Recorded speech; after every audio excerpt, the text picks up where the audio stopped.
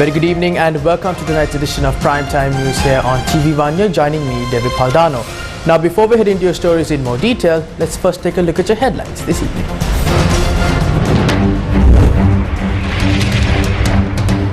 Retired Colonel files motion to call up petition against election ahead of the postal vote.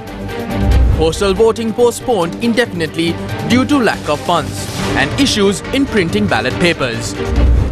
Opposition leader says if the election is delayed, the matter will have to be solved in the presence of the people. ජනාධිපතිතුමාට සහ එතුමාගේ යට තියෙන ආයතන වලට පාලනය කරන්න දෙන්න පුළුවන් කමක් නැහැ. පාරේ කරන සටනක් බවට පත් කළා හරි මැතිවරණය ගන්නවයි කියන එක අපි ජනතාවට ප්‍රතිඥාවක් දෙන්න. SJB presents its economic policy for Sri Lanka. Woman killed in a shooting during a raid in Boralla. 2 military intelligence officers arrested. A motion was filed with the Supreme Court today seeking for the petition filed to delay the local government election to be called up before the 22nd of February. Retired Sri Lankan Army Colonel WMR Vijayasundara, via a motion, requested for his petition, which is seeking an order to suspend all activities related to the local government election, to be taken up before the 22nd of February, as the postal voting for the local government poll is scheduled to begin on that day. When the application was taken up for consideration recently, Justices S. Thurayraja, AHMD Nawaz and Shihan Gunaratna decided to call up the matter again on the 23rd of February. Council, via the motion, have requested the application be taken up on the 17th or 20th or 21st of February 2023. Postal voting for the 2023 local government election was postponed indefinitely. A statement from the National Election Commission said that this decision was reached over the inability to obtain the required ballot papers. The 2023 local government election is scheduled to take place on the 9th of March, and the ballot papers for postal voting were to be dispatched to 1,116 centres across the country. The National Election Commission in a statement said that due to unavoidable reasons which are beyond the NEC's control, it was unable to obtain the required ballot papers that were to be dispatched. The statement noted that the date in which the postal votes will be dispatched will be announced later. Former COPE chairman Professor Charita Herath posted a letter said to have been sent to the National Election Commission yesterday by the government printer Gangani Liyanage. In the letter, the government printer has informed the National Election Commission to make the necessary payments for printing the relevant material. It is mentioned in the letter that the budget circular has informed that money should be released only for the essential expenses which have been prioritized until the expected revenue target is achieved through the recent tax revision. The government printer informed the Election Commission that officers should not enter into any relationship outside of the orders, and according to the circular, officials who violate the rules will be held personally responsible. It also states that since no final judgment has been given on the petition filed in the Supreme Court regarding the prevention of the election, it is a problem to bear the cost associated with the printing of ballot papers. Gangani Liyanage has informed the Election Commission that currently 410.6 million rupees has been calculated as the cost of printing. The trade unions at the government printer representing the Sri Lanka Podujana Peramuna and the Samaki Employees Union of the government printer convened a joint media briefing in Colombo. They claim that a situation has arisen where ballot papers cannot be printed without funds. By now, the head of the authority has informed that she has never stated that it is impossible to print ballot papers. The raw materials are there. The necessary machinery are available. However, funds have not been allocated yet.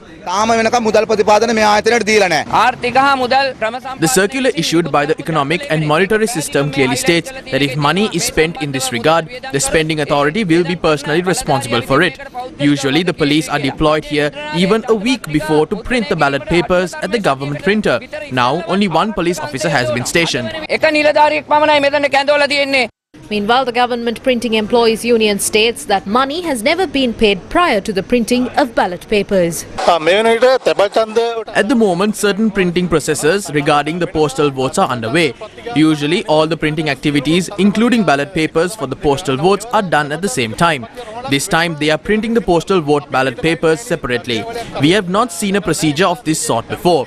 Because of this, we are suspicious if the government is attempting to weaken the election process.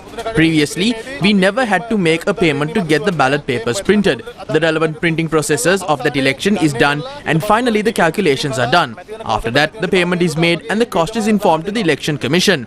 Accordingly, the Election Commission gives the amount needed. The payment is made afterwards.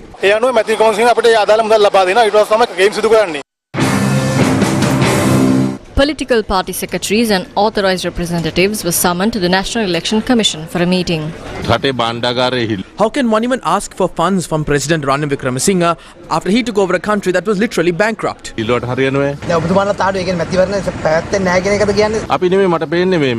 are not saying it, but based on what was discussed at the meeting, it appears so. If the government says it does not have the funds, if the government printer says it cannot print the ballot papers without payment, it is the National Election Commission that needs to decide on the matter. There is no point in asking us about it. We went to court seeking an election. The Election Commission last week said the election will take place according to the law. Now the Attorney General is not supporting the Election Commission. We urge the Attorney General to provide its support. If not, we will go back to court and the People's Court to secure the people's right. If there are financial issues, those need to be solved. As a party, we will stand by an election. We requested the Election Commission to immediately summon the government printer and Treasury Secretary and take necessary legal action to ensure that a democratic election takes place. If not, the National People's Power will take the struggle to the streets.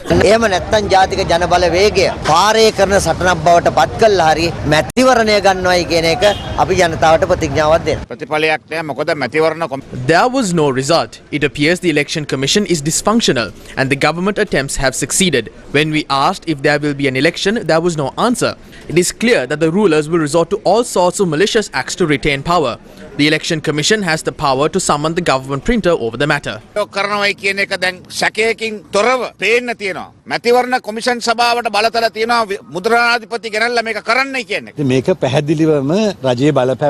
It is clear that there is a government influence. Never before in history has there been an instance where payment for ballot papers was made ahead of delivery. The payment was always made after printing the ballot papers. This sets a negative precedent on democracy.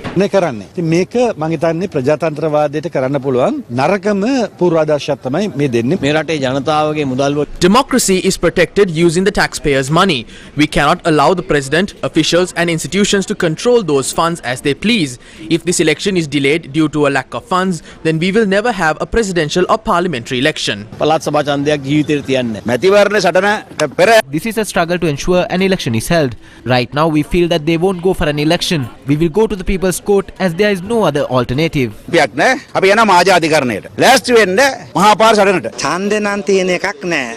won't hold an election. The chairman of the commission is helpless. If there are no funds, why did they call for elections in the first place? Election monitors claim that the government printer has suspended printing ballot papers due to political influence. Election monitors met the National Election Commission on Tuesday as well. There has never been an instance where ballot papers were printed after payments were made. Until then, all payments were made after the delivery. However, due to political influence, the government printer has suspended the printing of ballot papers. This is an issue of democracy. If a local government election is delayed due to economic reasons, we will never be able to conduct independent elections in the future. At this time, the state sector officials should not bow down to the rulers and insult democracy.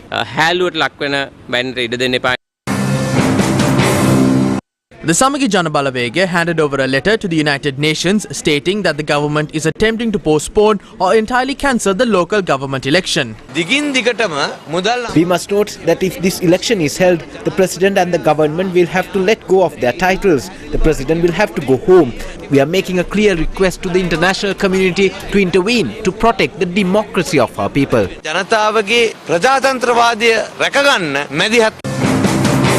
Leader of the National People's Power, Anurukumara Dissanayake, speaking at a political rally in Monoragala today, revealed of an attempt to postpone the scheduled local government elections.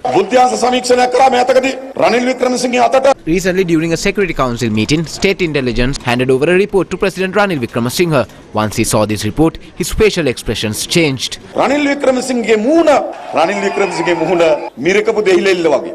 Nikanuත් එහෙම මට හිතෙන්නේ. අර මුණ ඇඹුල්ුණා. මොකද උනේ?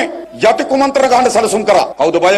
He tried to conspire and delay these elections. Now he is just afraid. Yesterday he summoned the government printer Ganga Liyanage to his office and asked her not to print the ballot papers. Just after that, he summoned the Treasury Secretary Siriwardana and asked him not to release any funds. How can you run a country like this? The Treasury Secretary should understand that he is not working for Ranil Wickremesinghe. Even the government printer is not a servant of Ranil Wickremesinghe. When we have limited funds in the Treasury, we need to be cautious on what we spend it for. If the Treasury Secretary Siriwardana does not release the funds for this election, which is a need of the hour, we will bring him and the President Secretary Samaneka Nayaka to court. I will personally come and give evidence against them. Ranil Wickremesinghe never learns his lessons. He will face the same fate of Gotabaya Rajapaksa. If you are not ready to allow the people to express their displeasure towards the government through an election on the 9th of March, we are ready to bring the people to streets to solve these issues. If that is what you want, we are ready to face that as well.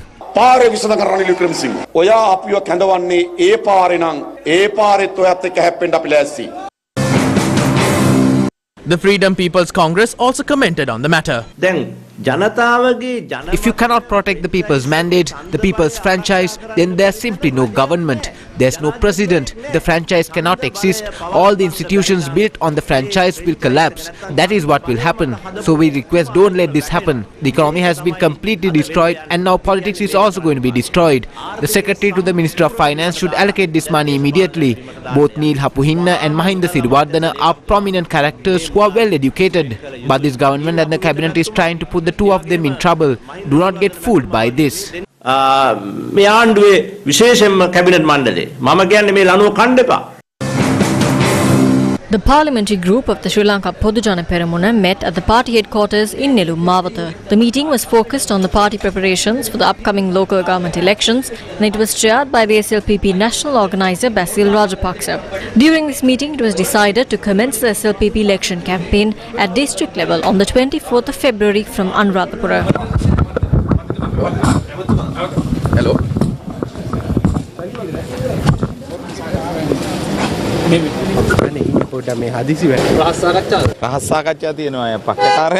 Do you think we would have a secret meeting at the party headquarters? As a party, we have never suspended any election. What the people need now is proper electricity, sufficient coal and fuel.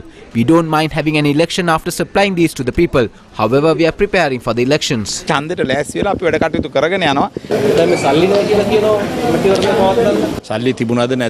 are not worried whether there are enough funds or not. What we discussed in the meeting was on a way to win these elections.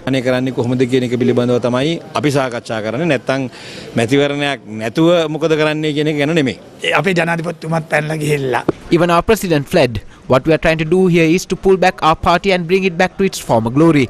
That is our plan. හරි තැනට ගෙනල්ලා පෙන්නන්නේ. ඒක තමයි අපි මේ පාර කරන්නේ. අපේ මිනිස්සු අපිත් එක්ක ඉන්නවා. කරයි සල්ලි තියනවද නැද්ද කියන එක මට කියන්න බෑ. අපිට තියෙන්නේ පක්ෂයක් හැටියට මැතිවරණයට සූදානම තමයි අපි කරන්නේ. Chairman of the United National Party MP Vajrabaya Wadana called on the Mahanayakas of the Malwatu Askari chapters of the Siam sect. He called on the Mahanayaka of the Askari chapter, the most venerable Varakaguda Jnanaratana Thera, at the Askari temple. දැන් ජනාධිපතිතුමා පාරගත්තේ මිනිස්සු කුලල් කාගෙන මරා ගන්න හදනවා. ඉතින් දැන් ෂෙඩ්ලම පොලිම නැති කරලා පොඩ්ඩක් මේකේ වැඩි ඒක කාටවත් කරන්න දෙන්නේ නැහැ. මොනේ 125ක් විතර තියෙනවා නිදහස ලබන්න දවසේ ඉඳලා නියගිය සිංහල දෙමළ මුස්ලිම් කතෝලික බෞද්ධ හින්දු දේශපාලන නායකයෝ එකක්වත් අහු වෙනවා වෙඩික්කරුවෙක්. හැබැයි මූලාශ්‍රය හම්බෙන්නේ. ඉතින් උඩ පරීක්ෂණ කරයි කියලා වැඩක් වෙන්නේ නැහැ.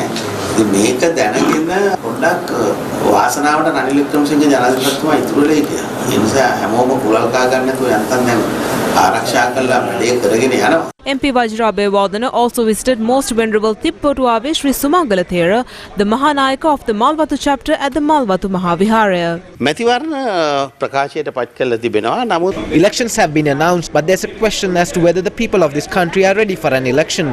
The main problem the people of this country are facing is the fuel problem and the gas problem, and also the tax burden. Will this tax burden be eased, or will the elections make it worse? There are the problems that the people have. Let's see what will happen in the future. ජනයත් එක්ක අපි බලමු ඉදිරියේදී මොකද සිදුවන්නේ කියලා. We're going in for a short commercial break. Stay tuned for more of the very latest. News First, main sponsor. Darden's Hospital, dedicated to you.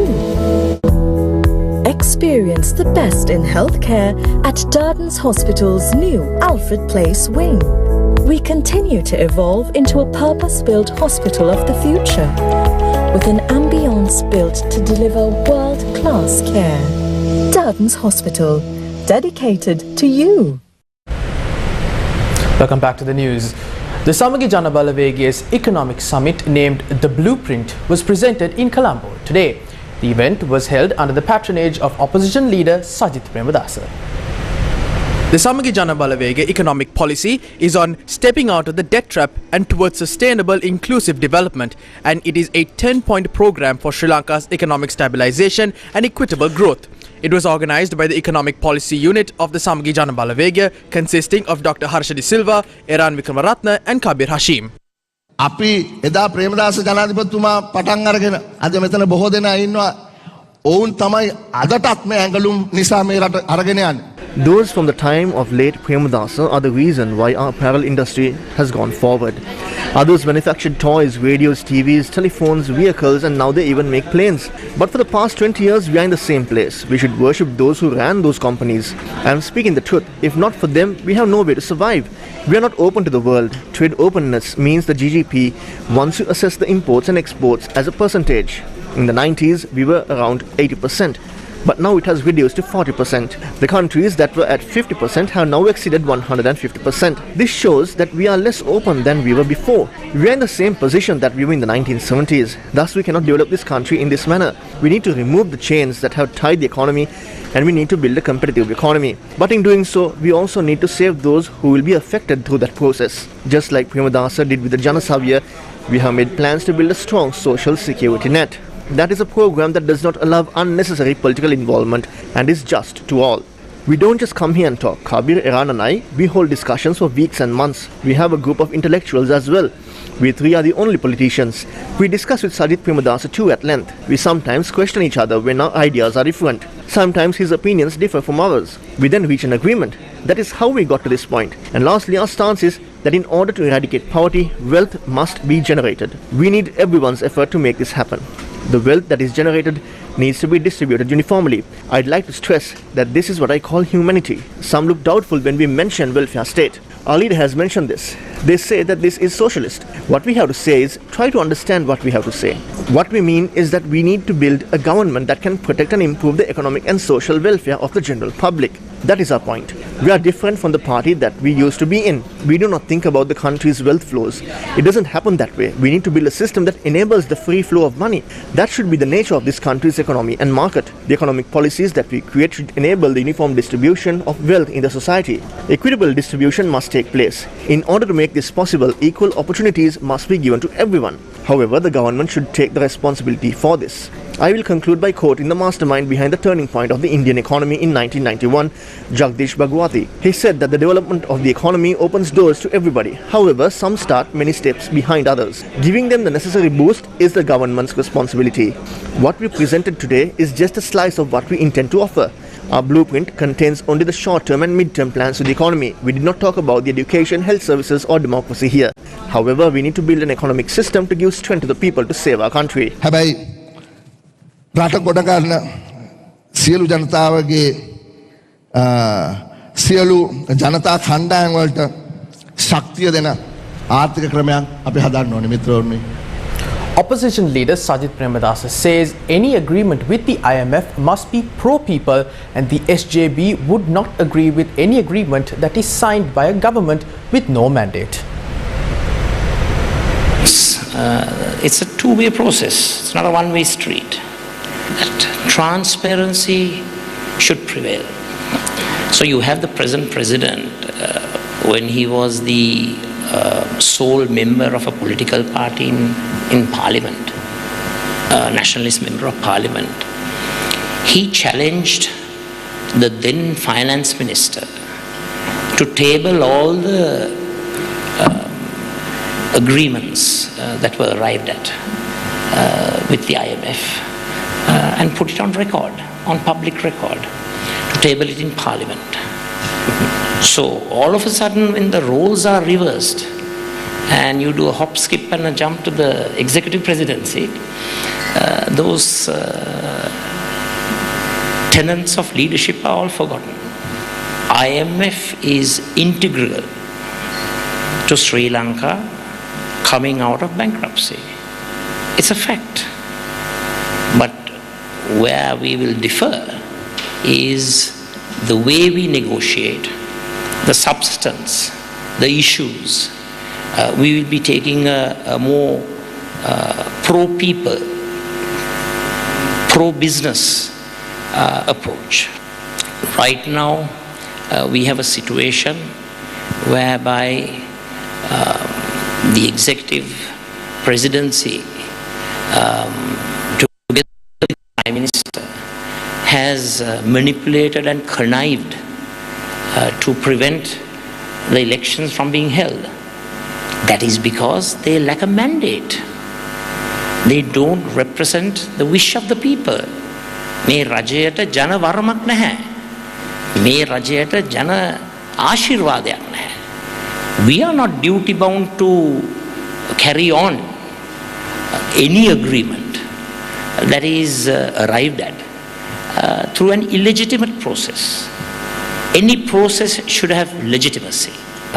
We will work with all of the IFIs, international financial institutions. In fact, I don't know whether the government knows, the G7 countries have already formulated an infrastructural package for countries in the Asia-Pacific region and the rest of the world. We can talk to them. And as Honorable Eran Wickramaratne said, we are a non-aligned country. We will work with everyone and we will not do anything detrimental to the interests of any country. What we will do is we will promote our national interest and we will try to arrive at all mutually beneficial agreements, and certainly any agreement that Sri Lanka has a comparative advantage. Cancer patients across Sri Lanka are facing serious issues due to the shortage of medicines and medical equipment. Due to the medicine shortage, patients receiving treatment at the Maharagama Cancer Hospital are at risk. Many essential drugs used to treat cancer patients are in short supply in cancer hospitals across the country. කීමෝ බෙහෙත් එක විදින්න එන්න කිව්වා. අද බෙහෙත් නැහැ කියලා ලබන සඳට එන්න කිව්වා. මොනවා කරන්න ඉතින් සල්ලි වලට ගන්න විදියක් නැහැ. 17300ක් වෙනවා මේ බෙහෙත් එක. මේක සල්ලි වලට ගන්න මේක 9200ක් වෙනවා. වෙනදා මෙහෙන් දුන්නේ එකක් තමයි. අමාරුවෙන් තමයි ඉතින් ජීවත් වෙන්නේ මොනවා කරන්නද මැරෙන්න අරින්නත් බෑනේ. සල්ලිත් නැහැ මුකුත් නැහැ මේ උදේ ඉඳන් රත්ති ආදි වෙනවා ඇත්තටම. කැන්සර් පේෂන්ට් ලගේ බෙහෙත් වර්ග ගොඩක් අඩුයි. හොස්පිටල් එකෙත් නැහැ. තම තියෙන ඒවා ගොඩක් ගණන්. අත්‍යවශ්‍ය පෙනිසිලින් වර්ග ඒවා අත්‍යවශ්‍ය බෙහෙත් ඒවා නැහැ. ඒ වගේ බෙහෙත් වර්ග ගොඩක් නැහැ. ඔස්සලෙත් නැහැ ඒවා. ගොඩක්වත් නැහැ. ගොඩක් ඖෂධ ඉරටික් ඒ කියන්නේ විටින් විට එන්නේ. Many drugs come from time to time. There are some hormone controlling drugs. These common drugs are used to treat breast cancer. They were completely out of stock. However, now they are being imported from India and so on. Some drugs used for chemotherapy are also not available. Then the patient should buy it and it is very costly. I don't know how the people can afford these drugs. Just last week, they said there were no surgical threads in hospitals. After that, the intestines have to be removed and a machine called staplers is used to cut and remove the intestines and transplant them back. If the devices are out of stock, we can understand that. The government is facing a difficulty due to the economic crisis. However, putting aside the government's economic woes, when a patient comes, the government has to do something.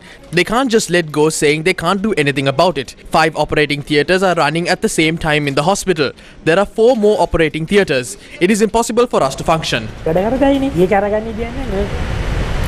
Children are our future, and their visions and dreams would one day heal our ailing nation. This special segment, which will commence from today, will focus on the freedom they dream.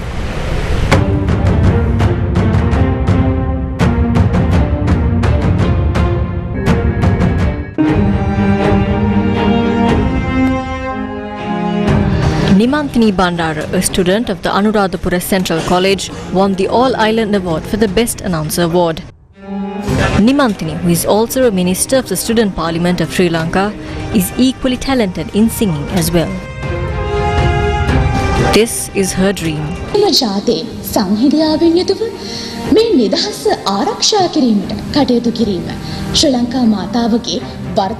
As the next generation of our country, it is our responsibility to live in peace and harmony with everyone. By working together, we will be able to bring glory to our motherland, and we will also be able to hand over a prosperous nation to the next generation as well.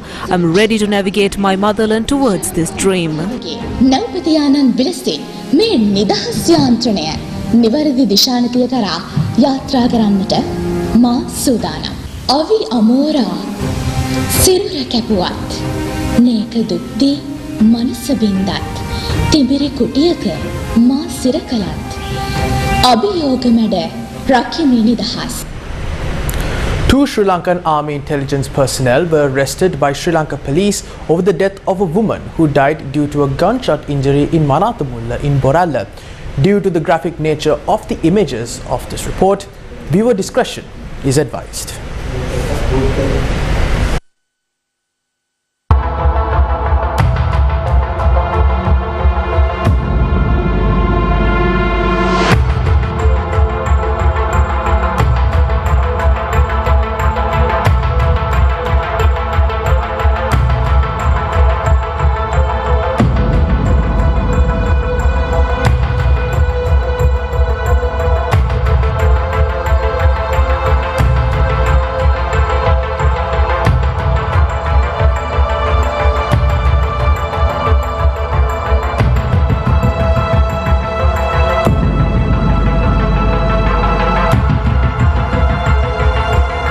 A fatal shooting took place on Monday night in Halgahakumbra, which is located within the Boralla police jurisdiction. Sri Lanka police said that a weapon had discharged when the security personnel attempted to detain a suspect, and the shot injured the woman. The victim of the tragedy was a 25-year-old woman who was living in the area. There was a young man here. The security officer suddenly appeared and tried to handcuff him. Then they started to attack him continuously. There was a loaded pistol. It discharged and my niece was shot. The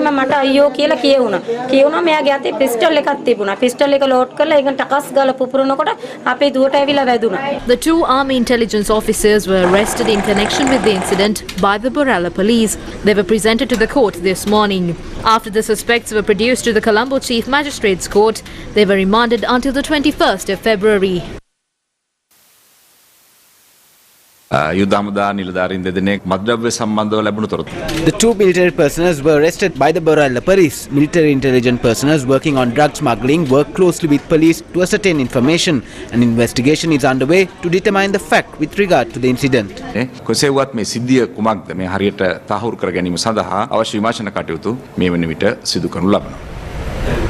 The Centre for Environmental Justice has heavily condemned government authorities responsible for approving a 4-day music festival in an elephant habitat in Habarana. Organisers have willfully ignored these wildlife concerns, which I think is why they have run to the President and the Prime Minister of Sri Lanka to get recommendation letters for the event. For a normal music event, you don't go to get recommendations from President and the Prime Minister, right? Just imagine with all the issues that is going on in Sri Lanka, where people are starving, there is no money for the national hospitals to conduct surgeries. Our President and the Prime Minister are both writing letters of recommendation for a music event to be held in a wildlife sensitive area in Sri Lanka. Right of wildlife to live in their natural habitat is the most basic and fundamental right of a living being. Conservation in the modern world needs to take a step ahead, and rather than looking at species on an anthropocentric view and viewing nature as a resource available for humans to use, conservation needs to be viewed as protecting the right of wildlife to live. The Sri Lanka Tourism Promotion Bureau said that Sri Lanka Tourism and the Ministry of Tourism categorically denied having provided any form of approval for the event. It added, however, based on clearances obtained from other line agencies to stage this event and on submission, Sri Lanka Tourism Promotion Bureau had provided endorsement from a tourism perspective, which too will be withdrawn unless necessary environmental clearance are obtained. The High Commission of Pakistan in Colombo today held an event to express solidarity with those in Turkey over the huge loss of lives and property in the earthquake. The event was attended by the High Commissioner of Islamic Republic of Pakistan, Major General retired Umar Farooq Burki, and the Ambassador of Turkey to Sri Lanka, Demet Sekajolo, and members of the Pakistan High Commission. The High Commissioner of the Islamic Republic of Pakistan requested for those in Sri Lanka to lend a helping hand to those who have been affected by the Turkey earthquake. So there are people, I am sure, who can do a lot here, and the support is expected out of all of you, because you have your resources, you have your friendship forums, you have your people around. Please spread the word and do whatever is expected from this great nation of Sri Lanka. I remember when we had floods, it was outpouring of love and affection, and the funds which were generated within few days. There are people who were calling me from Eastern Province, there are people who were calling my embassy staff from the Northern Province, there were people coming with small donations, with bigger donations, but that was gesture that is more important to us rather than the money. Ambassador of Turkey to Sri Lanka, Demet Sekajolo, expressed her gratitude towards support lended by the Pakistan High Commission and said that small gestures make a big difference. And with that, we wrap up primetime news here on TV1. For more news, log on to award-winning website, that is www.newsfirst.lk. For the Newsfirst team, I'm David Paldano. Take care.